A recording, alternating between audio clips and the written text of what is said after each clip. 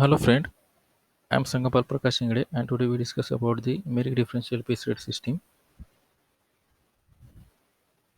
Merrick differential piece rate system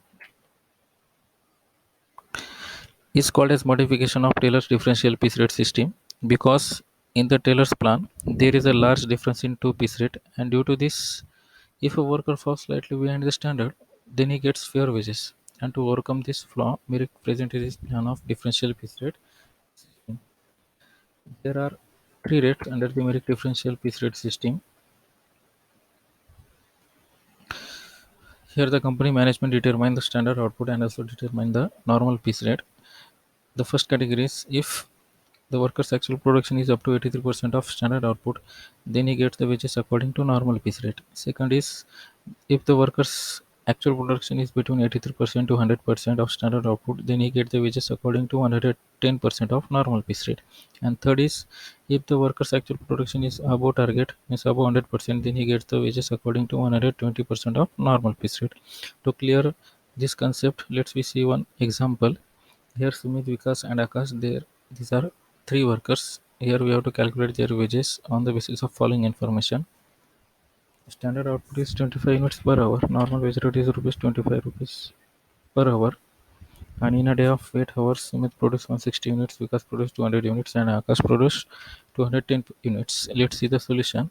Here the standard output is given as per hour, not for a whole day of 8 hours. And wage rate also given as per hour, not as per the unit. In a day, worker work 8 hours, so we need to calculate standard output for 8 hours. Let's do the multiplication of 8 hours multiply 25 units is equal to 200 units. Means here the standard output is 200 units for 8 hours in a day. Now here we have to calculate piece rate, means calculate wage rate per unit. In the problem, normal wage rate is given rupees 25 per hour and we require per unit. Let's do the calculation. For 1 hour standard output is rupees 25 and for 1 hour wage rate is rupees 25. Then how much for 1 unit? Then 25 units is equal to rupees 25 and 1 unit is equal to how much? There is a question mark. Let's do the cross calculation.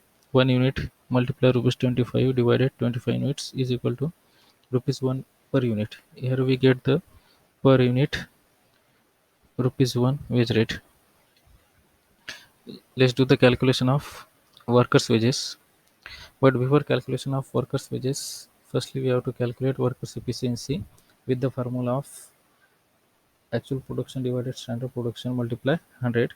Here the Sumit efficiency is 80%, Vikas efficiency is 100%, and Akash efficiency is 105%.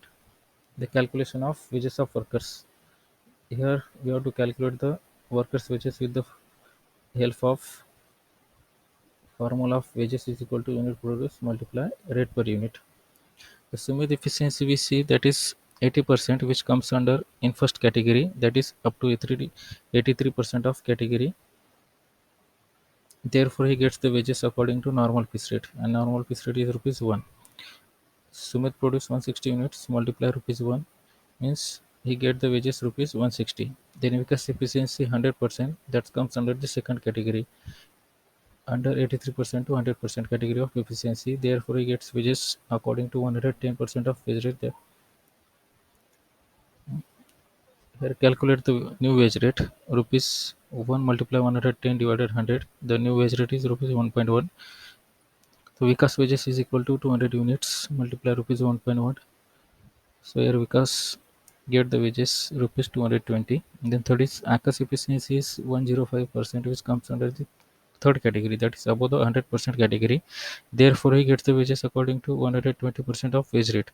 And new wage rate is rupees 1.20, which is calculated in the bracket, that is rupees 1 multiply 120 divided 100.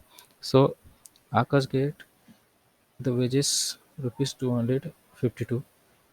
Now this is the Merrick differential piece rate system concept. I hope you will understand this very well. Thank you friends.